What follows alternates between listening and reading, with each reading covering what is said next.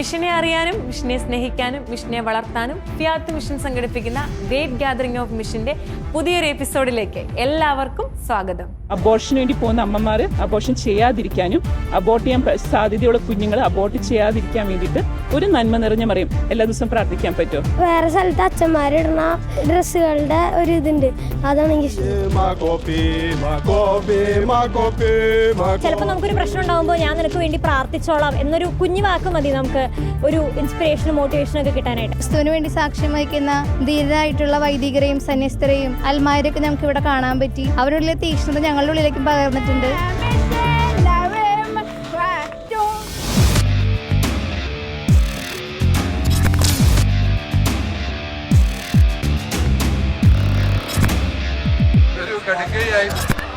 I love Jesus. I love Jesus.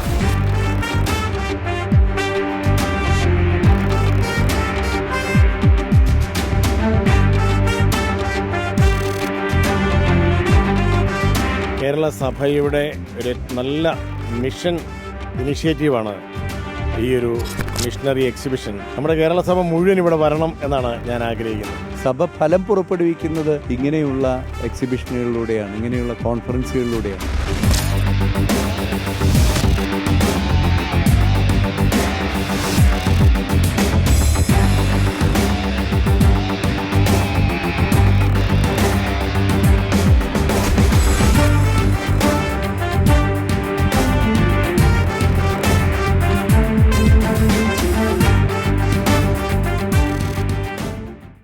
കഴിഞ്ഞ 9 എപ്പിസോഡുകളിലായി ഒരുപാട് സ്റ്റാളുകൾ നമ്മൾ സന്ദർശിച്ചു. ഇന്ന് നമ്മൾ കാണുന്നത് MSDയുടെ സ്റ്റാളാണ്. അതിൻ്റെ വിശേഷങ്ങളിലേക്ക്.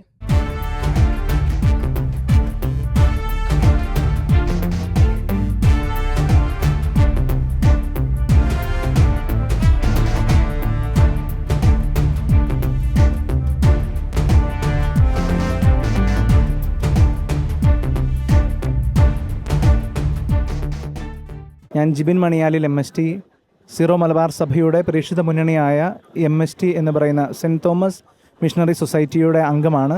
1968 ഫെബ്രുവരി മാസം 22-ാം തീയതി അഭിവന്യ മാർ സെബാസ്റ്റ്യൻ വയലിൽ പിതാവാണ് MST സ്ഥാപിച്ചത്. സീറോ മലബാർ സഭയിലെ അന്നത്തെ സിനഡിലെ എല്ലാ അംഗങ്ങളുടെയും അനുവാദത്തോടെയും ആവശ്യത്തോടും കൂടിയാണ്. കാരണം 1968 വരെ സീറോ മലബാർ സഭയിലുള്ള വിശ്വാസികൾക്ക് മിഷൻ പ്രവർത്തനം നടത്തണമെങ്കിൽ അത് മറ്റുള്ള റീത്തിലേക്ക് മാറിയിട്ടാണ് പറ്റുള്ളായിരുന്നുള്ളൂ. അതുകൊണ്ട് സീറോ മലബാർ സഭയ്ക്ക് വേണ്ടിയിട്ട് തുടങ്ങിയ സീറോ മലബാർ സഭയുടെ പരിശുദ്ധ മുന്നണിയാണ് MSTയിൽ നമുക്കുള്ളത് ഇപ്പോൾ 390 വൈദികരാണ്. ഈശോയെ അറിയാത്ത ജനങ്ങളിലേക്ക് സുവിശേഷം എത്തിക്കുക എന്നതാണ് MSTയുടെ ലക്ഷ്യം. MSTയുടെ കേന്ദ്രഭവനം, മാതൃഭവനം എന്ന് പറയുന്നത് ഭരണങ്ങാനത്തിനടുത്ത് മേലമ്പാറയിലുള്ള ദീപ്തി മൗണ്ടാണ്. ദീപ്തി മൗണ്ടിലെ ദീപ്തി ഭവനാണ് MSTയുടെ കേന്ദ്ര ഭവനം. MSTക്ക് 4 മിഷൻ റീജിയൻസ് ആണുള്ളത്. അത് MST ഭാരതത്തിൽ മുഴുവനായിട്ട് വർക്ക് ചെയ്യുന്നുണ്ട്. അതുപോലെ തന്നെ ഭാരതത്തിന് പുറത്ത് 16 രാജ്യങ്ങളിൽ വർക്ക് ചെയ്യുന്നുണ്ട്. ഭാരതത്തിനുള്ളിൽ ആദ്യമായിട്ട് നമ്മൾ തുടങ്ങിയത് സെൻറ്റ് പോൾ റീജിയൻ ഉജ്ജയിൻ ആണ്. MSTയുടെ ഒരു പ്രേക്ഷിത പ്രവർത്തന രീതി എന്ന് പറയുന്നത് ഈശോയെ അറിയാത്ത ആളുകളിലേക്ക് ചെന്ന് അവിടെ സുവിശേഷം പ്രഘോഷിച്ച് അവിടെ ഒരു കമ്മ്യൂണിറ്റി ആയതിനു ശേഷം ആ ഇടവകകൾ രൂപതയാകുമ്പോൾ അത് ആ രൂപതയെ ഏൽപ്പിച്ച് പുതിയ സ്ഥലത്തേക്ക് മാറുന്ന ഒരു രീതിയാണ്. ആദ്യം 1968 നമ്മൾ തുടങ്ങിയ സെൻറ്റ് പോൾസ് റീജിയൻ ഉജ്ജയിൻ അത് ഇന്നൊരു രൂപതയാണ്. രൂപതയെ ഏൽപ്പിച്ച ശേഷം നാം മാണ്ഡ്യയിൽ, നമ്മുടെ കർണാടകത്തിലെ മാണ്ഡ്യയിൽ മിഷൻ സ്റ്റാർട്ട് ചെയ്തു. അതിനുശേഷം സാംഗ്ലിയിൽ മിഷൻ സ്റ്റാർട്ട് ചെയ്തു.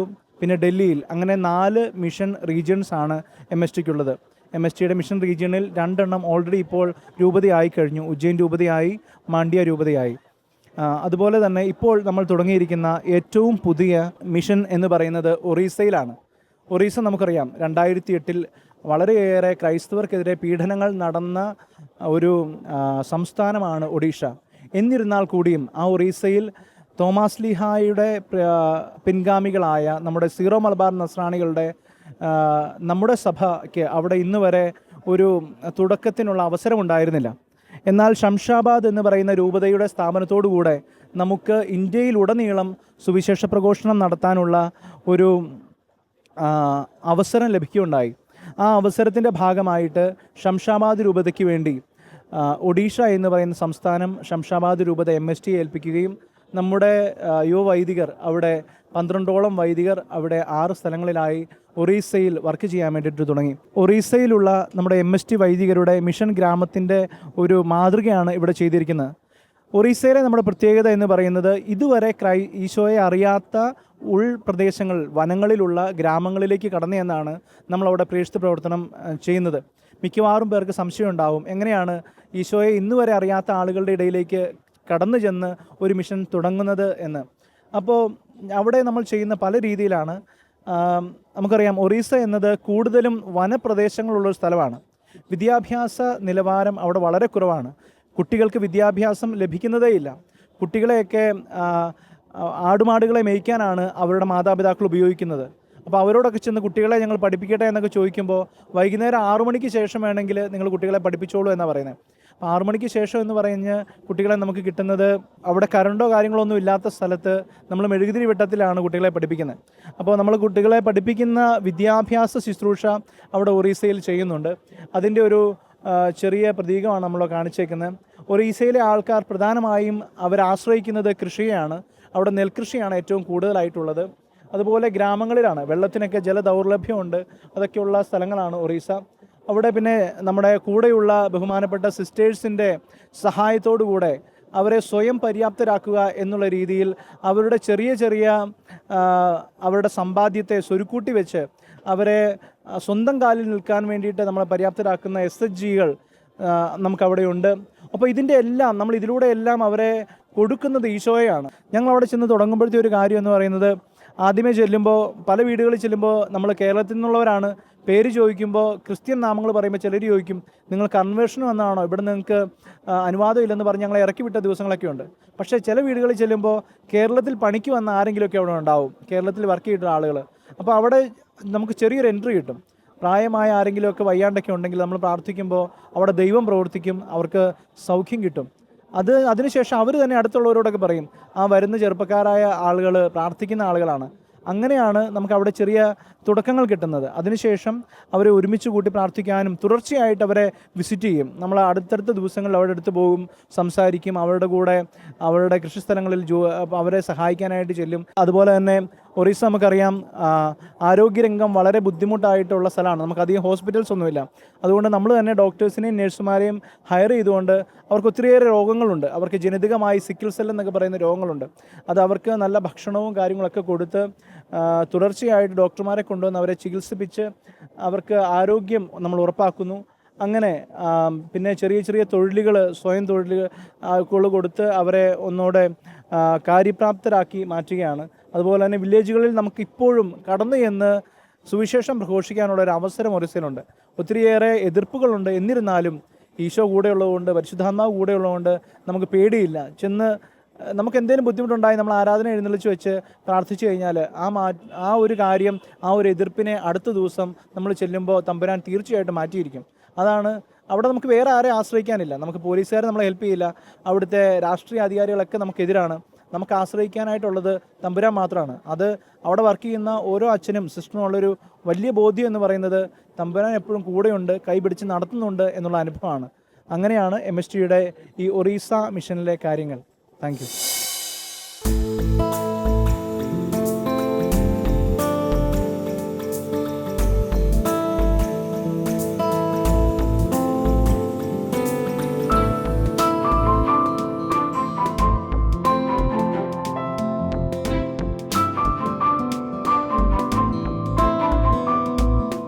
ഒരു ക്രിസ്ത്യാനിയാവുക എന്നാൽ അടിസ്ഥാനപരമായി ഒരു മിഷണറി ആവുക എന്നാണ് അർത്ഥം. ഭാരതത്തിലെ വിവിധ മിഷനുകളെക്കുറിച്ച് അവബോധം നൽകാൻ വേണ്ടി ഫിയാത്ത് മിഷൻ സംഘടിപ്പിച്ചിരിക്കുന്ന ഗ്രേറ്റ് ഗാദറിംഗ് ഓഫ് മിഷൻ എന്ന പേരിലുള്ള ഈ എക്സിബിഷൻ കാണാനിടയായതിൽ ദൈവത്തിന് നന്ദി പറയുന്നു.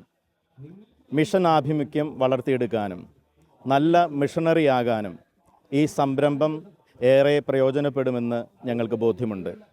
ഇതിൻ്റെ സംഘാടകർക്ക്, ഇതിൻ്റെ അണിയറ പ്രവർത്തകർക്ക് എല്ലാവിധ ഭാവുകങ്ങളും നേരുന്നു. നല്ല മിഷണറിമാരായി തീരാനുള്ള നമ്മുടെ ആഗ്രഹത്തെ കൂടുതൽ തീക്ഷ്ണതയോടെ മുന്നോട്ട് പോകാനുള്ള പരിശ്രമത്തെ ഈ ഉദ്യമം സഹായിക്കുമെന്നതിന് സംശയമില്ല. എല്ലാവർക്കും പ്രാർത്ഥനാശംസകൾ നേരുന്നു. വടക്കഞ്ചേരിയിൽ നിന്നും എക്സിബിഷൻ കാണാൻ വന്നിട്ടുള്ള ഒരു ടീമിനെ നമുക്ക് പരിചയപ്പെടാം. അവരോട് നമുക്ക് വിശേഷങ്ങൾ ചോദിക്കാം. ഞങ്ങൾ പാലക്കാട് രൂപതയിലെ വടക്കഞ്ചേരി ലൂർദ് മാതാ ഫൊറോന പള്ളിയിൽ നിന്നും ലൂർദ് മിഷണറി അസോസിയേഷൻ മെമ്പേഴ്സായിട്ട് ഈ ഫിയാത്ത് മിഷൻ്റെ ഗ്രേറ്റ് ഗ്രാൻഡ് കോൺഫറൻസിൽ പങ്കുചേരുവാനായിട്ട് എത്തിച്ചേർന്നിട്ടുള്ളവരാണ്. എൻ്റെ പേര് ഫാദർ റെജി മാത്യു പെരുമ്പിളിൽ നിന്നും ഈ ഇടവാംഗങ്ങളായിട്ടുള്ള ഞങ്ങളെല്ലാവരും ഈ ഒരു അനുഭവ തലത്തിലേക്ക് കടന്നു വരുന്നത് വർഷങ്ങൾക്ക് മുമ്പ് ഞാൻ പങ്കെടുത്ത മൂന്നാമത്തെ GGM ഉണ്ടായ ഒരു അനുഭവത്തിൻ്റെ വെളിച്ചത്തിലാണ്. അങ്കമാലി വിശ്വജ്യോതി സ്കൂളിൽ വെച്ച് നടന്ന മൂന്നാമത് ഗ്രാൻഡ് കോൺഫറൻസിൽ പങ്കെടുത്ത ഒരു മകന് ലഭിച്ച ദൈവവിളിയും ആ ദൈവവിളി സ്വീകരിക്കാനായിട്ട് ഇടയായ ഈ ഗ്രാൻഡ് കോൺഫറൻസിൻ്റെ പ്രചോദനവുമാണ് ഇപ്പോൾ എനിക്ക് സാക്ഷ്യപ്പെടുത്താനായിട്ടുള്ളത്. ഇന്ന് ഇവിടെ ഈ ജെറുസലേം ധ്യാന കേന്ദ്രത്തിൽ നടന്ന പ്രോഗ്രാമിൽ പങ്കെടുക്കുമ്പോഴും ഇതേ മിഷൻ ചൈതന്യത്തോടുകൂടെ ഏവരും കടന്നു വരുന്നത് വളരെയേറെ പ്രോത്സാഹനജനകമാണ്. ഇന്ന് വന്നിരിക്കുന്ന ഈ മിഷൻ അസോസിയേഷനിലെ ഓരോ വ്യക്തികൾക്കും പറയാനുള്ളത് മിഷനെ അറിയാനും സ്നേഹിക്കാനും മിഷന് വേണ്ടി പ്രാർത്ഥിക്കാനും ഉള്ള പ്രചോദനം ലഭിച്ചു എന്നുള്ളതാണ്. അതിനാൽ ഈ ഗ്രാൻഡ് മിഷൻ കോൺഫറൻസിന് എല്ലാവിധ ആശംസകളും എൻ്റെ പേരിലും വടക്കഞ്ചേരി ലൂർദ് മാതാ ഫൊറോന പള്ളിയുടെ പേരിലും നേരുകയും ചെയ്യുന്നു.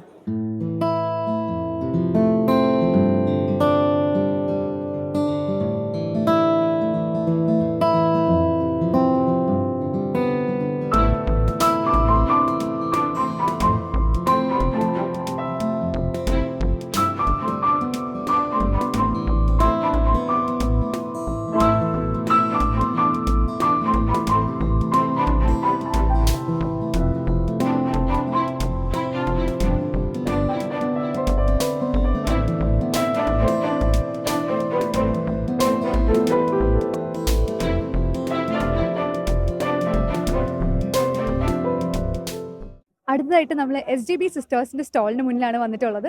നമുക്ക് അവരുടെ പ്രവർത്തനങ്ങളെ പറ്റിയും അവരുടെ പ്രവർത്തന മേഖലകളെ പറ്റിയും നമുക്ക് അവരോട് തന്നെ ചോദിച്ചറിയാം. നിങ്ങളൊന്ന് ഇൻട്രൊഡ്യൂസ് ചെയ്യാമോ നിങ്ങളെ തന്നെ? ഞാൻ സിസ്റ്റർ പാവന. ഞാനിപ്പോൾ തിരുവനന്തപുരത്ത് കഴക്കൂട്ടം എന്ന സ്ഥലത്താണ് സേവനം ചെയ്യുന്നത്. പ്രോവിൻസിലെ ഫോർമേഷൻ്റെ ഇൻചാർജായിട്ടുള്ള സിസ്റ്ററാണ് ഞാൻ. I am Sister Sunima. At present, I am staying in Kannur. I am Sister Sandhya. I am from Maharashtra, Chanda Diocese. നിങ്ങളുടെ മിഷൻ പ്രവർത്തനങ്ങളെ പറ്റിയും എവിടെയൊക്കെയാണ് ഇത് ഉള്ളതെന്നൊക്കെ ഒന്ന് എക്സ്പ്ലെയിൻ ചെയ്യാമോ? ഞങ്ങളുടെ കോൺഗ്രിഗേഷൻ സ്ഥാപിതമായത് ജർമ്മനിയിലാണ്. രണ്ടാം ലോകമഹായുദ്ധത്തിന് ശേഷം യുദ്ധകാലത്ത് ഞങ്ങളുടെ ഫാദർ ജോൺ മേരി ഹാവ് യുദ്ധത്തിൽ വിശ്വാസം നഷ്ടപ്പെട്ട ആൾക്കാർക്ക് വേണ്ടിയും പിന്നെ യുദ്ധത്തിൻ്റെ ഫലമായിട്ട് മദ്യത്തിനും മയക്കുമരുന്നിനൊക്കെ അടിമയായവർ, പിന്നെ അനാഥരായവർ, അങ്ങനെയുള്ളവരെയൊക്കെ ടേക്ക് കെയർ ചെയ്യുന്നതിന് വേണ്ടിയാണ് ഞങ്ങളുടെ കോൺഗ്രിഗേഷൻ തുടങ്ങിയത് 1919. അത് കഴിഞ്ഞ് 1971 ഞങ്ങളിവിടെ ഭാരതത്തിൽ വന്നത് ചാന്ത മിഷനിൽ. ചാന്ത മിഷൻ്റെ ആദ്യത്തെ ബിഷപ്പായിരുന്ന ജാനുവരീസ് പിതാവാണ് ഞങ്ങളെ ചാന്ത മിഷനിൽ കൊണ്ടുവന്നത്. അത് കഴിഞ്ഞാണ് ഞങ്ങൾ കേരളത്തിൽ വന്ന് ഇവിടെ തൃശ്ശൂർ ചിയാരം എന്ന് പറഞ്ഞ സ്ഥലത്താണ് ഞങ്ങളുടെ ആദ്യത്തെ ഹൗസ്. അവിടെ തുടങ്ങി. അത് കഴിഞ്ഞ് പിന്നെ ഞങ്ങൾക്ക് തൃശ്ശൂർ തന്നെ വെട്ടുകാട് എന്ന് പറഞ്ഞ സ്ഥലത്ത് ഞങ്ങൾ പ്രിസൺ മിനിസ്ട്രിയോട് ചേർന്ന് ആശാദീപം എന്ന് പറഞ്ഞ് ജയിലിൽ നിന്ന് വരുന്ന പെൺകുട്ടികളെയും സ്ത്രീകളെയും നോക്കുന്നതിന് വേണ്ടി ഒരു സ്ഥാപനം തുടങ്ങിയായിരുന്നു. പിന്നെ ഞങ്ങൾ കേരളത്തിലെ പല സ്ഥലങ്ങളിൽ കാഞ്ഞിരപ്പള്ളി ഡയസിസിൽ, തിരുവനന്തപുരത്ത്, കണ്ണൂർ ഒക്കെ കോൺവെൻറ്റുകൾ തുടങ്ങി. നിങ്ങൾ ഈ കോൺഗ്രിഗേഷന് വേണ്ടി പ്രവർത്തിക്കുമ്പോൾ നിങ്ങൾക്ക് ഉണ്ടായ ഏതെങ്കിലും ഒരു ദൈവാനുഭവം ഷെയർ ചെയ്യാനായിട്ടുണ്ടോ? ഞാൻ ശരിക്കും നാട്ടിലൊരു സിസ്റ്ററാകാൻ വേണ്ടി ആഗ്രഹിച്ച ഒരാളാണ്. നാട്ടിലത്തെ കോൺവെൻറ്റുകളിൽ 2 കോൺവെൻറ്റുകളിൽ ധ്യാനത്തിനൊക്കെ പോയതായിരുന്നു. പക്ഷേ ഞങ്ങളുടെ sisters, John the Baptist sisters, ആദ്യമായിട്ട് അവർ ഞങ്ങളുടെ ഇടവകയിൽ വന്ന് മിഷനെ കുറിച്ച് പറഞ്ഞു. ഈശോയെക്കുറിച്ച് കേൾക്കാത്ത ആൾക്കാരുള്ള ഒരു നാട്ടിൽ, അതായത് ചാന്ത മിഷൻ. അപ്പം അതിനെക്കുറിച്ച് പറഞ്ഞാൽ മിഷൻ്റെ ആവശ്യവും മിഷനറി ആകാനുള്ള തീക്ഷ്ണതയും കൊണ്ട് കോൺവെൻറ്റ് ചേർന്ന ആളാണ് ഞാൻ. അത് കഴിഞ്ഞ് പിന്നെ ഞാൻ സിസ്റ്ററായി ഒക്കെ കഴിഞ്ഞ് എന്നെ തന്നെ സിസ്റ്റേഴ്സ് പരിശീലിപ്പിച്ച് നമുക്ക് കോൺവെൻറ്റിലേക്ക് കൂടുതൽ കുട്ടികളെ ചേർക്കുന്നതിന് വേണ്ടി, അപ്പോൾ ഫോർമേഷൻ ആ ഒരു ഫീൽഡിലേക്ക് എന്നെ നയിച്ചപ്പം എനിക്ക് ഏറ്റവും ഇഷ്ടമായത് ഈശോയെക്കുറിച്ച് പറയാനും ഈശോയെ സ്നേഹിക്കുന്നതിനും ഈശോയെക്കുറിച്ച് കേൾക്കാത്ത ആൾക്കാർക്ക് കൊടുക്കുന്നതിനും വേണ്ടി ഇവരെ പോലെയുള്ള ഒത്തിരി കുട്ടികളെ ഒരു 10-20 വർഷത്തോളം ഫോർമേഷനിൽ ജോലി ചെയ്തുകൊണ്ട് അതൊരു വലിയൊരു അനുഭവമാണ്. ജോൺ ദ ബാപ്റ്റിസ്റ്റിനെ പോലെ ഈശോയെ കാണിച്ചു കൊടുക്കുക, അതാണ് ഞങ്ങളുടെ ഒറിജിനൽ ആയിട്ടുള്ള കാരിസം എന്ന് പറയുന്നത്. ഈശോയെ കാണിച്ചു കൊടുക്കുക, ഈശോയെ കാണാത്തവർക്കും ഈശോയെ അറിയാത്തവർക്കും വേണ്ടി. എനിക്ക് തോന്നുന്നു ഇവർക്കും അത് തന്നെയായിരിക്കും അവരുടെ എക്സ്പീരിയൻസ്. അവരിത്രയും ദൂരെ നിന്നൊക്കെ വന്ന് ഞങ്ങളുടെ കൂടെ ജോയിൻ ചെയ്തതിൻ്റെ ഉദ്ദേശവും അത് തന്നെയായിരിക്കും. Sister Sandhya, can you please explain about one of your God experience, what you had throughout this missionary life? Actually, I studied in our own boarding where sisters are working. So I used to see them going to the villages, praying for the people, especially the social work what they did for the handicapped people, and bringing the children in the hostel and all. And I was inspired by that, and I too joined the convent. And after coming here also, I was told that we are going for a vocation promotion like that. I came here, but it is a really great experience for me because so many missionaries from different parts of India have come together and put up the stall, and we can even know different congregation, different people, how even the lay people are working. So all these things are again inspiring me and making me strong to be a great missionary. Can you experience any of your personal experience where you could encounter the Lord in this journey? Yes, Jani. Actually, I have not experienced, I have not done so much of work in this congregation. Just I have begun my mission. Actually, when I was a candidate, we used to go for our ministry. We have one old age home. Actually, it was very difficult for me to work, actually, to take care of the old people. But there I learned. I was not knowing how to take care of the old people. Sometimes I used to feel the dirt things because we have to take up their urine and all those things. But I used to say, Lord, I am not doing this for me, but for you. Please help me not to feel dirt, all these things, but for you. So in that case, I have grown in my faith and I have loved Jesus. അനുഭവിച്ചറിഞ്ഞ് ഈശോയെ share ചെയ്യുന്നതിൻ്റെ ഒരു സന്തോഷമാണ് ഈ missionary സിസ്റ്റേഴ്സിന് നമ്മുടെ കൂടെ share ചെയ്യാനുള്ളത്.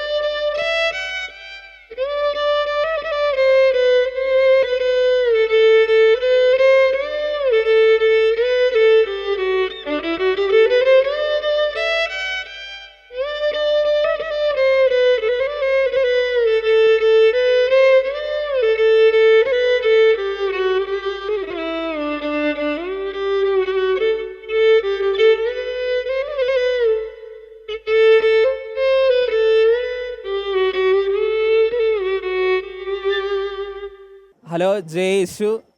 ഞങ്ങൾ ഈ സ്റ്റാള് ഫിയാറ്റ് മിഷൻ്റെ ഭാഗമായിട്ട് ഇട്ടിരിക്കുന്നത് CMIയുടെ ഗ്ലോബൽ മിഷനെ നിങ്ങൾക്ക് പരിചയപ്പെടുത്താൻ വേണ്ടിയിട്ടാണ്. ഞങ്ങൾ ഏതാണ്ട് 35 രാജ്യങ്ങളിലായി ഇന്ന് CMI പടർന്ന് പന്തലിച്ചിട്ടുണ്ട്. ഞങ്ങളുടെ ഒരു മോട്ടോ എന്ന് പറഞ്ഞു കഴിഞ്ഞാൽ ഗോ ബിയോണ്ട് ബോർഡേഴ്സ് എന്ന് വെച്ചാൽ ഞങ്ങളുടെ അതിർവരമ്പുകൾ ഭേദിച്ച്, കേരളത്തിൻ്റെ അതിർവരമ്പുകൾ ഭേദിച്ച്, ഈ ഭാരതത്തിൻ്റെ അതിർവരമ്പുകൾ ഭേദിച്ച് ലോകത്തിൻ്റെ നാനാഭാഗങ്ങളിലേക്ക് കർത്താവ് ശിഷ്യന്മാരെ അയച്ചതുപോലെ ലോകത്തിൻ്റെ പല ഭാഗങ്ങളിലേക്കും കടന്നു ചെന്ന് കർത്താവിൻ്റെ സുവിശേഷം അറിയിക്കുക. അതുപോലെ വചനം പറയുന്നത് പോലെ അടിച്ചമർത്തപ്പെട്ടവർക്ക് സ്വാതന്ത്ര്യവും രോഗികൾക്ക് സൗഖ്യവും, അങ്ങനെ കർത്താവിന് സ്വീകാര്യമായ മത്സരം പ്രഖ്യാപിക്കുവാൻ ഞങ്ങൾ ഓരോ കോണുകളിലേക്കും ലോകത്തിൻ്റെ ഏറ്റവും അരണ്ട ഭാഗങ്ങളിലേക്കും കടന്നു ചെല്ലുകയാണ്. അപ്പോൾ നിങ്ങൾ ഈ സ്റ്റാളിലോട്ട് കടന്നു വരികയാണെങ്കിൽ ഞങ്ങൾക്ക് ഏകദേശം 15 പ്രൊവിൻസുകളുണ്ട്. പക്ഷെ ഞങ്ങളിവിടെ പ്രസൻറ്റ് ചെയ്തിരിക്കുന്നത് ഏതാനും പ്രൊവിൻസുകളുടെ കുറേ ആർട്ടിഫാക്ട്സ് ആണ്. ഏതാണ്ട് 6 മിഷൻ പ്രൊവിൻസുകളുടെ ഇന്ത്യയിൽ ഞങ്ങൾ നടത്തുന്ന ഏതാണ്ട് 6 മേജർ മിഷൻ പ്രൊവിൻസുകളുണ്ട്. ഒന്ന് സെൻറ്റ് ജോസഫ് പ്രൊവിൻസ് ജഗദൽപൂർ, അത് ഛത്തീസ്ഗഡിലാണ് വർക്ക് ചെയ്യുന്നത്.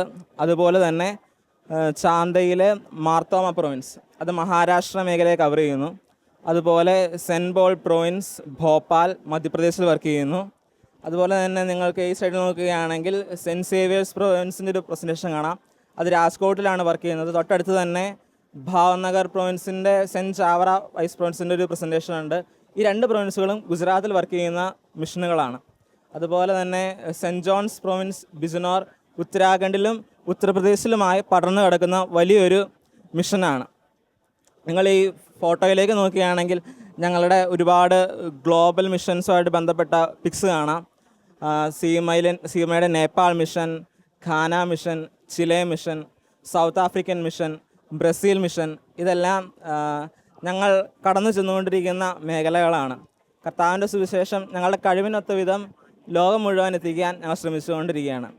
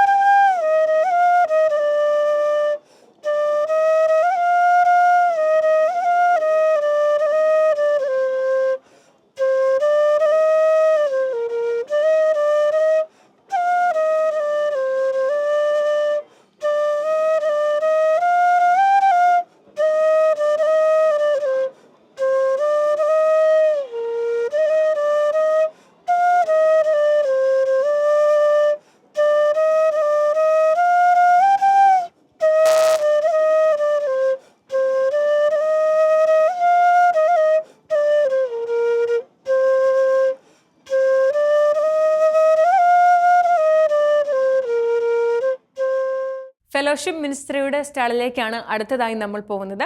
അവരോട് നമുക്ക് വിശേഷങ്ങൾ ചോദിക്കാം.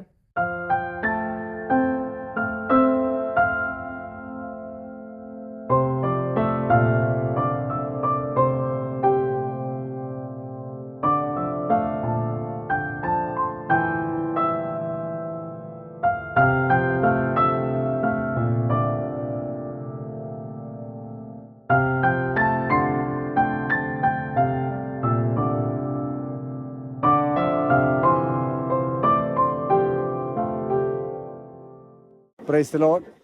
ഞങ്ങൾ ഫെലോഷിപ്പ് മിനിസ്ട്രി എന്ന് പറയുന്ന ഒരു കൂട്ടായ്മയാണ്.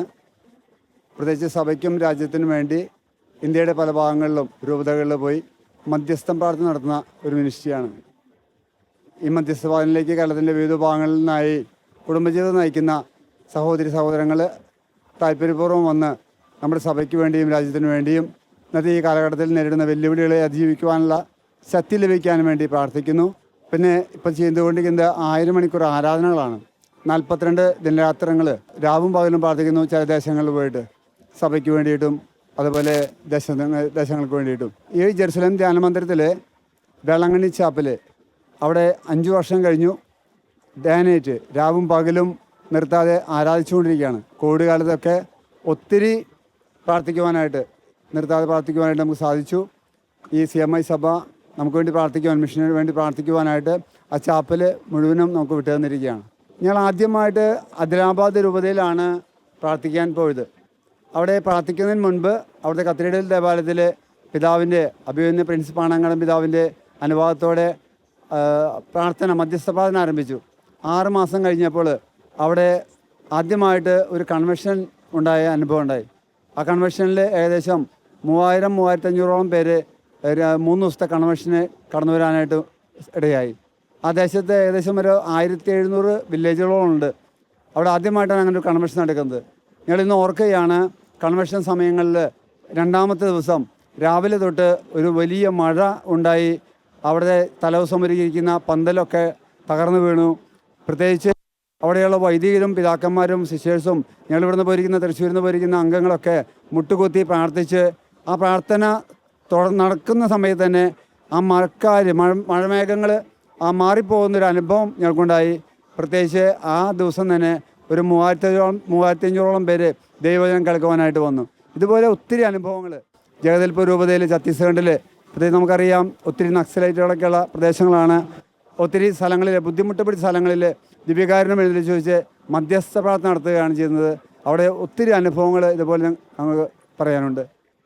ഇവിടെ വെച്ചിരിക്കുന്നതെല്ലാം പ്രത്യേകിച്ച് തിരുവചനങ്ങളാണ്.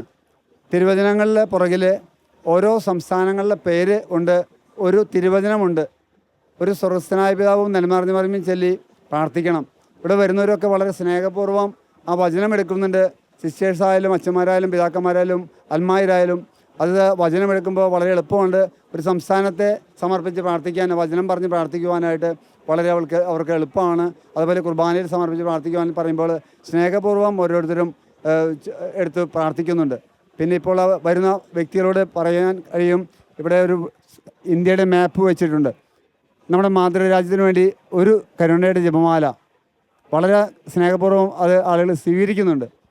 ഒത്തിരി പ്രാർത്ഥനയിലേക്ക് ഓരോ വർഷം കഴിയും തോറും വളരെ മിഷനറി പ്രാർത്ഥിക്കുവാനായിട്ട് കേരള സഭയിലെ ഒത്തിരി മക്കൾ കടന്നു വരുന്നൊരു അനുഭവം കണ്ടുവരുന്നു. ഈ GGM-ൽ വരുന്ന ഈ പ്രദർശനങ്ങൾ 60ഓളം സ്റ്റാളുകളുണ്ട്.